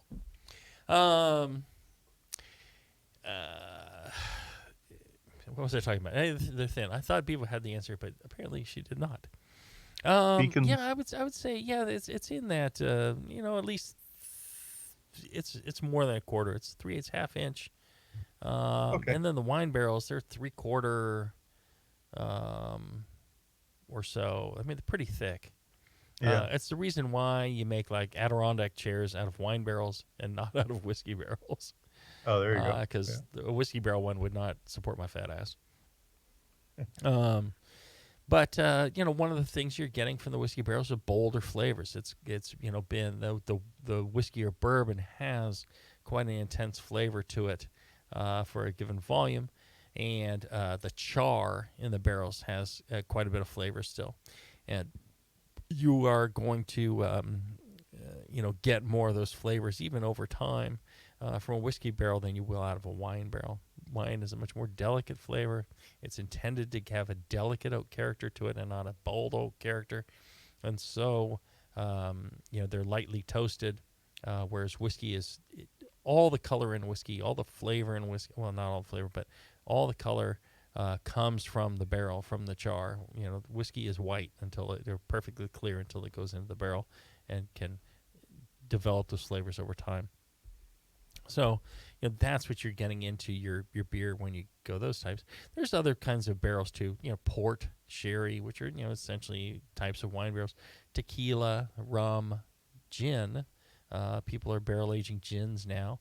We're barrel aging some gin at Heretic, and I'm curious to as to what kind of beer we're going to throw back in there and see.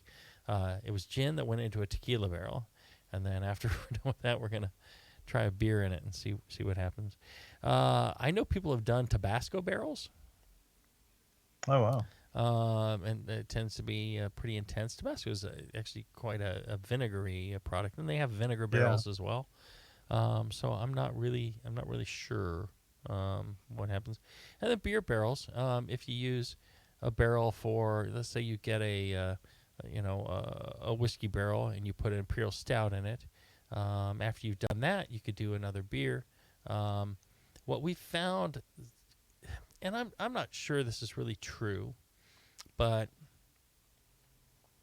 my guys are convinced, and I'm kind of leaning that way, is that the second use of a whiskey or bourbon barrel always tends to get infected or sour.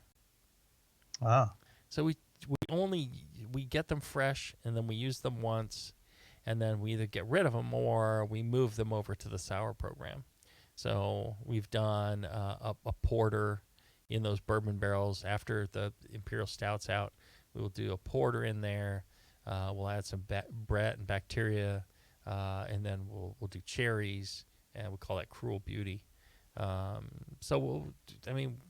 a number of things you can do with them as long as it's holding liquid and it's tight. By the end of barrel aging a beer in bourbon or whiskey barrels, you're ready to get rid of some of them because they've just created a mess. And so those you're going to dump. You're going to get rid of those barrels. The others you may keep. But I would always look at the whiskey and bourbon barrels as almost like a one use, whereas wine barrels you can use over and over. One of the other things is, and maybe we'll get into this in packaging, you need to test your beers. That if you're making a clean beer, a supposed clean beer that's bourbon barrel aged or barrel aged, you need to test to make sure that beer is clean before you package it, because you don't want exploding cans, you don't want overcarbonated kegs, things like that. So right. It's one of those other things to worry about. And of course, when you're looking at barrels and barrel types, size matters. Your ratio of beer to surface area is going to affect the extraction rate of all these flavor compounds, how much oxygen is going to go in, and what your final product's going to be.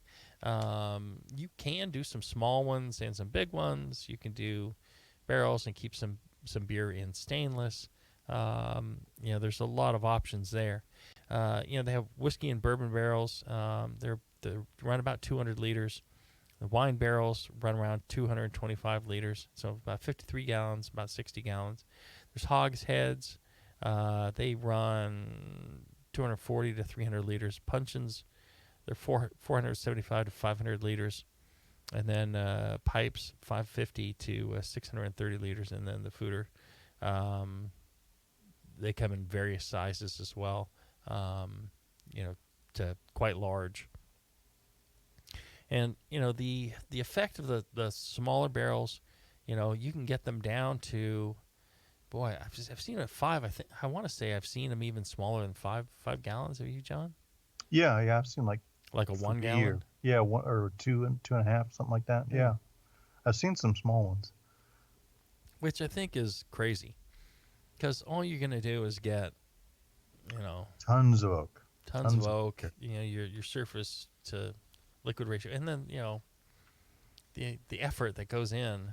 I think it's better time spent to brew a lot more beer and fill a regular sized barrel and get good results, and then have a bunch of beer at the end that you can bottle up and enjoy for 5 years, than it is to try and do something quick in a small barrel of questionable, because I don't know of any really valid barrel maker that's making 2-gallon barrels.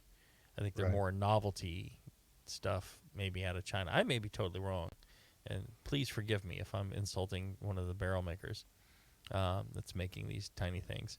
I think most of them would be like, well, why would you do that? So they tend to, a good compromise is maybe like a 30-gallon. You get some flavor and color pretty quick, but something like that.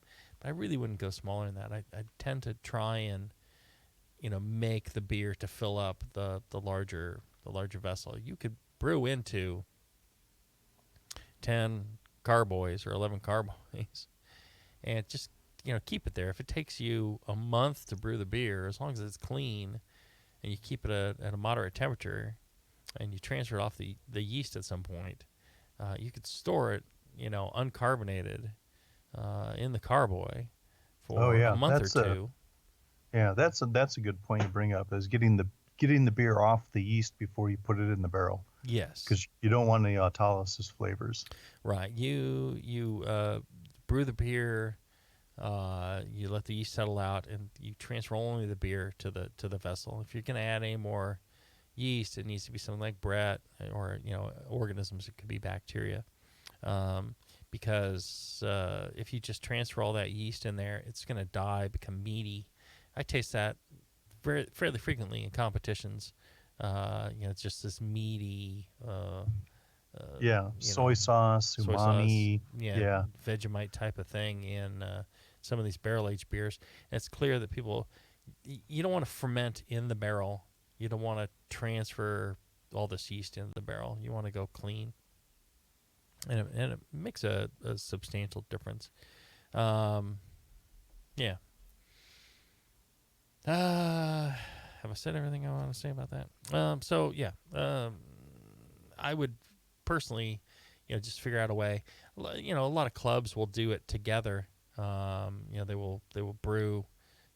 10 people will brew 5 gallons, and they'll fill a whiskey barrel together, and that could be quite nice too. One of the nice things is any variance in brewing tends to be evened out across 10 or 11 people. As long as everybody can brew clean and there's no sour organisms in there, it's a great way to go, because all those slight things that are different between everybody's brew system, it averages out to make something quite nice. Yeah, that's what my club did many years ago. We got a wine barrel from Firestone and brewed a brown ale, and very nice, wood-aged brown. Just the wood character on top of the brown ale gave it a nice dimension.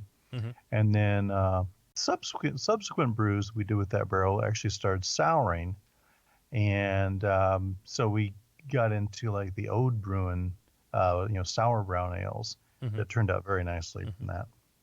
There you go. All right, let's do this. Let's take another short break. When we come back, we're going to talk more, of course, about barrel aging, but in specific, I think we're going to talk about sourcing your barrel and other things like that. We'll be back right after this.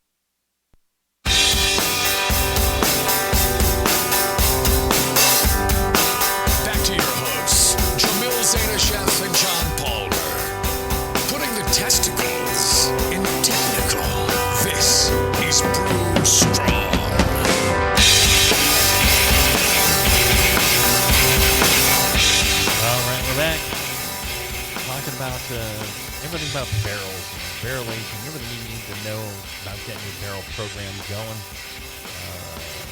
and why. Even on the homebrew scale, if you're talking about one barrel, you're talking about your barrel program. One of the things that people ask me frequently is, where do I get barrels? How do I source a barrel? A lot of times, homebrewers are just like so thrilled to have access to one of our used barrels. I'm like, there's barrels available, and maybe it seems too easy to me, but the first step, go around, look for your distilleries and wineries around you, the people who use barrels everywhere, especially in the U.S. There's distilleries popping up all over the place, and there's wineries all over the place. And at some point, they're done with a barrel. And the trick is to just be friendly to them, say hi, maybe go take them some of your home brew, introduce yourself. Don't bother them when they're busy, but just say, hey, when you have some used barrels, I'm interested. I'm willing to, purchase some barrels. Same thing goes on the commercial level. Take them some beer. Just say, hey, I'm the brewery, down the road. We'd love to work local. We'd love to work with you on, utilizing some of your barrels in our, barrel aging program. And when we do package that beer, we'd be happy to, perhaps, mention that they were your barrels and that, you used them last, and, give you some promotion as well. And, once you introduce yourself and talk to them like that, you'll be surprised at how many of them are just saying, like, yeah, I'd be happy to deal some barrels to you. And, whether it's one or two or, taking everything they got, your price will vary, but you'd be surprised. They're creative people as well, producing something just like, brewers are. And especially when you share some beer, a lot of them are very, they'll open up and help you out. There are barrel brokers as well, and not to, go around barrel brokers or to demean barrel brokers, but, when you go through a barrel broker, it will help you get access to a lot of barrels, but understand that the price can be higher. Now, if you don't have a local distillery or winery, if you don't, if you're looking for something special like tequila barrels, they only come from Mexico because it's the only place that can make tequila. Now you can get agave barrels, but you can't get truly, tequila barrels unless they come from Mexico. Some of those things can be hard to find. You really need to go through a broker. But if you're looking for wine barrels, distillery barrels, look locally. I prefer a local source, one, because it tells a nicer story sometimes, most of the time, and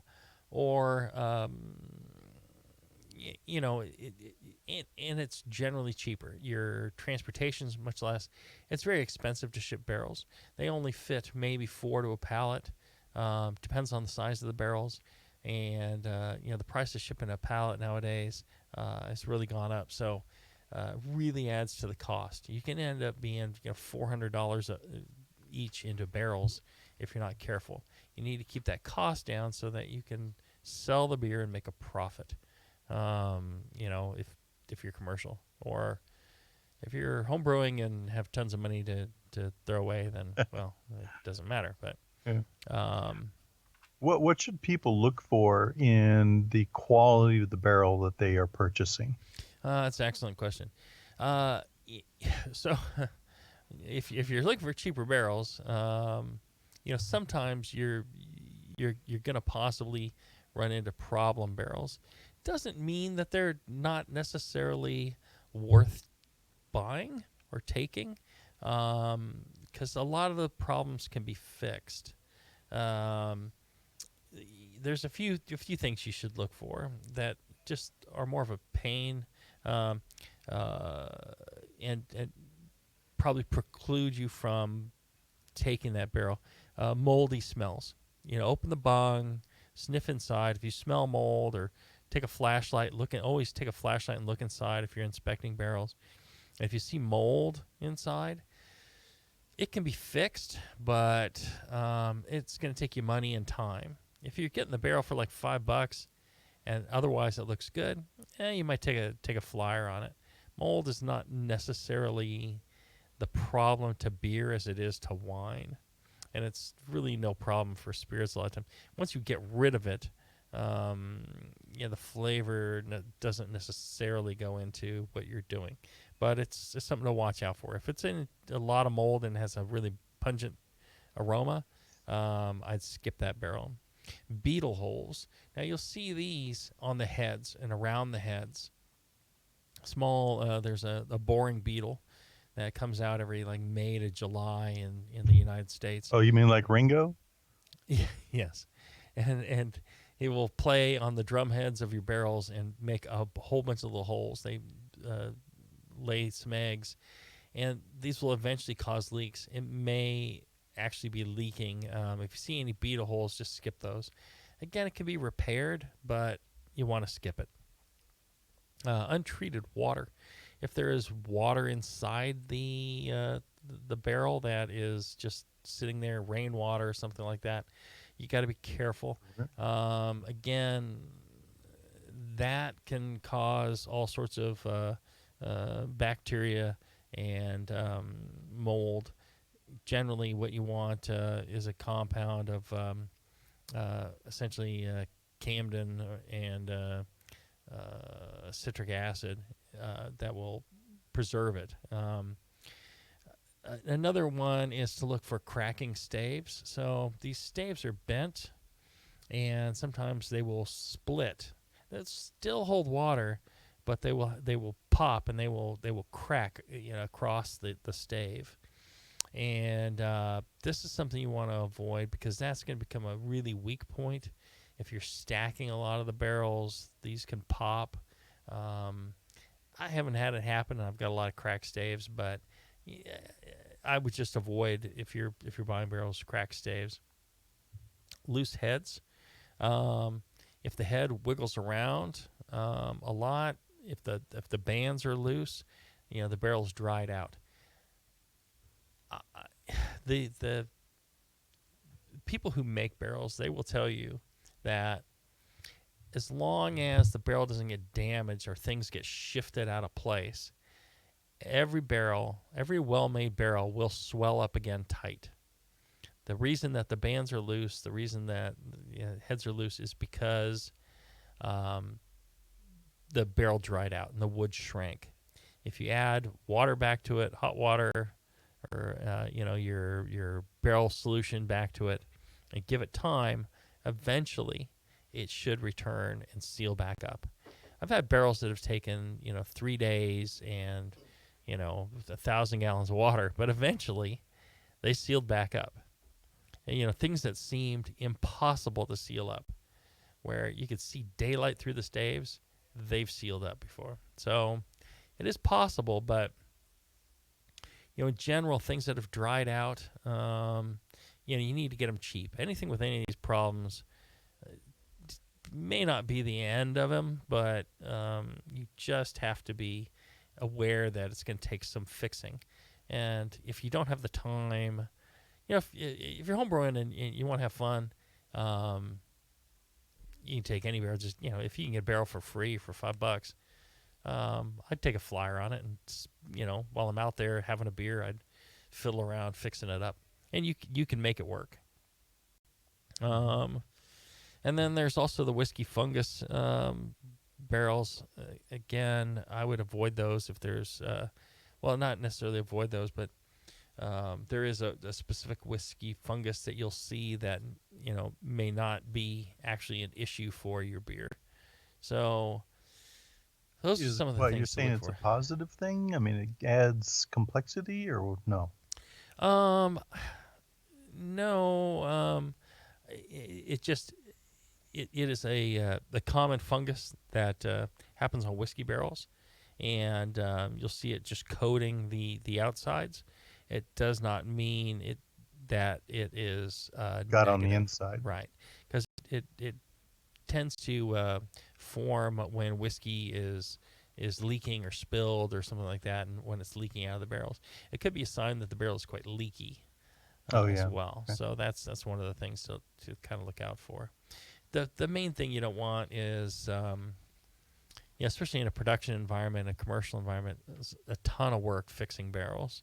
I've done that before, and these are all things that I've purchased in this list. I've done all these. So if you're willing to do the work, if not, it depends on the price of the barrel and how desperate you are for barrels. And it would go without saying that, anything with moldy smells, untreated water, those types of things, you're going to have to strip out what's in there with hot water and solutions to remove all that. And it can be refreshed. It's just, don't count on any flavors from what was in the barrel before. That's just not going to happen. And you can also take these things apart and get them retoasted and bored out as well. So it doesn't mean that the barrel's a goner. It's just the But that's another reason to use a wine barrel that was thicker. Yes. And able to be reconditioned better. Right. I've reconditioned whiskey barrels as well, and you get about one shot because they'll brush out the previous, and then they'll rechar them. It's an amazing process, but it ends up. I think you can only do it once, really. You might be able to get away with twice, but they're thin to start with. Yeah. All right. One of the things that people talk about a lot of times is barrel alternatives. So, spirals, slats, chips, granular oak, extract, things like that. For a commercial brewer, I would say, and even a home brewer, it kind of loses the cool factor. You didn't barrel age; you threw in wood into your beer and let it soak in there. Can you call that barrel aged? I don't think so. You can call it wood aged. Wood aged, yeah. Right. Yeah. Now that's still could be cool and still could taste pretty good. They even have special barrels that have slots, like stainless steel with slots for putting wood in to, the modern new barrel. Again, I don't see how you could call that barrel aged. I think some people are, the stainless barrels with inserts are calling it barrel aged. I think it's a little bit dishonest, maybe. Stretching it, yeah. Yeah. The alternatives that you can use, there's spirals, and the reason they spiral the oak, just Google oak spirals. The reason they spiral them is to get more surface area, of course. There's slats, which are like a thinner piece of wood. There's chips, which again kind of give you more surface area. One of the reasons they do chips is it kind of seems more natural they're kind of split along the grain type of thing. Mm-hmm. They'll do cubes of different sizes. There's even like little balls that people use. I think are all of these kind of single use though? You don't really reuse them. You could reuse them, I guess. You'll get less oak extract out of them. I would think the chips would fall apart pretty much, but they kind of hold together. The balls, I think one of the advantages of the balls is that if you're loose balling it, they'll come back out of your bung pretty easy. You put those balls in your bung, and do you put them on a string or no? No, you could. They have like the slats on a string, but they don't have the balls on the string. I think if you had nice big balls on a string that just fit real snug through the bung, and you could dangle that in there, hold on to the string, and put the bung back in, and then later on you could just pull them out, pop pop pop as you want to pull them out. You put a long string of balls in your bung, Mm-hmm. in the barrel. Yeah, I think that might be good. And well, one of the things I think about the balls is, if you're, once you've got your beer out, and it's time to wash the barrel and all that, your balls will roll out of your bung much easier than chips or cubes. They can be very difficult to get out back through your bung. So you want a smooth thing if you're going to put it in your bung, because it'll come back out much easier, in and out with the balls. Yeah, good practical tip there. Yeah. The oak extract, somebody has done the job of extracting the oak flavor, and you can just pour it in. In a way, this is a more efficient use of your barrels and wood in general, because, these barrels, they have a finite life, especially if you're looking at oak flavor.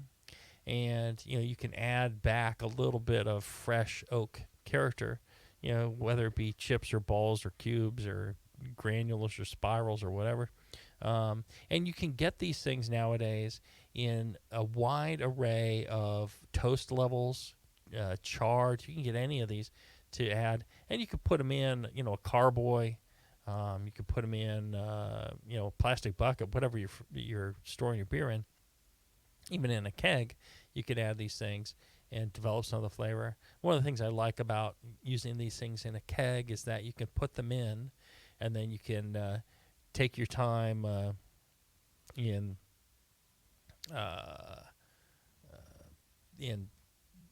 tasting them.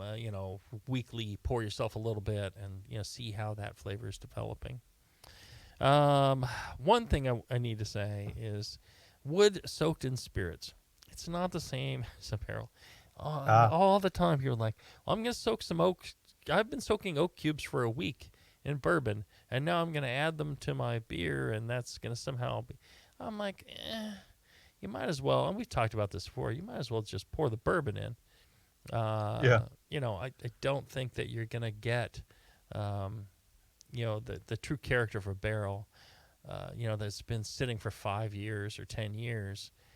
You're not going to get that by putting oak chips in, some Old Yeller for a week. It's not the same thing. Stop thinking it's the same thing.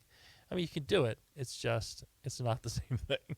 Yeah, that goes back to our faster, better, cheaper argument. Right. I had a supplier bring some samples by of, they're like, oh, we've soaked this in this and that, and we tried them all, and they were exactly what we say not to do. I mean, it just people are trying it, but I do not think that it is necessarily the best.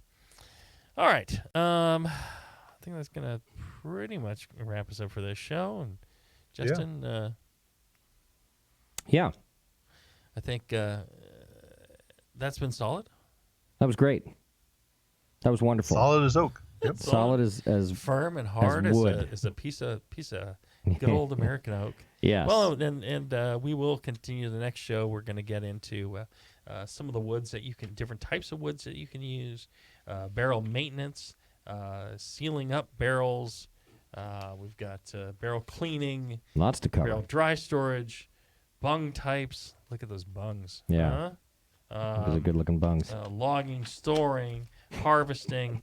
We got a lot still. We still got a lot to cover. All right, I love it. I did want to mention, because it just fell into my inbox, but the American Homebrewers Association, which you should be a member of if you're not already. Absolutely. And you can do that by clicking the AHA link right on the brewingnetwork.com. It's there on the left side. That helps us out a little bit, but it mostly helps you out by becoming a member of such a great organization who puts on what is now known as HomebrewCon. Right. In 2020, that is in Nashville. Nice. Which I'm super excited about because I love that town.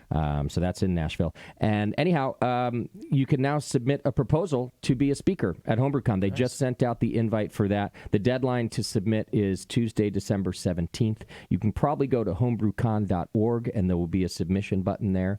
John Palmer has been a speaker several times. Jamil has been a speaker several times. Even I was accepted once. Let's not ruin the experience. nice hearing. So if you, I'm planning on being at that conference. I'm doing a little roadie from Houston with my friend Travis and Peter from Australia. Yeah, and, nice. Yeah, we're all planning on jumping in some rental car and abusing it all the way to Nashville. I like it. It's happening. That's not until June 18th through the 20th, but you can submit your proposal now. Anything related to homebrewing, craft beer, or beer culture, they will review your submission. And foods, equipment. Yeah. Everything. So go over to homebrewcon.org.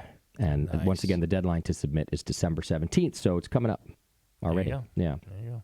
All right. Yeah. All right. Another excellent show, John. Yeah. I think we're digging deep into the barrels. We are. We're in the bung, out of the bung. We're all over the bung. Well, we'll have more to cover in the next show. That'll be fun. Yeah, I think still have a lot to talk about when it comes to barrels, and especially handling the barrels and maintaining the barrels. Big question for people. So make sure you check out our fine sponsors. Make sure you check out BlickmanEngineering.com. Send the guy an email at feedback@BlickmanEngineering.com. Tell him how much you love the show and you appreciate that he pays for it. That's what keeps it free for you to download. Till then, everybody, brew strong. Brew strong, everyone.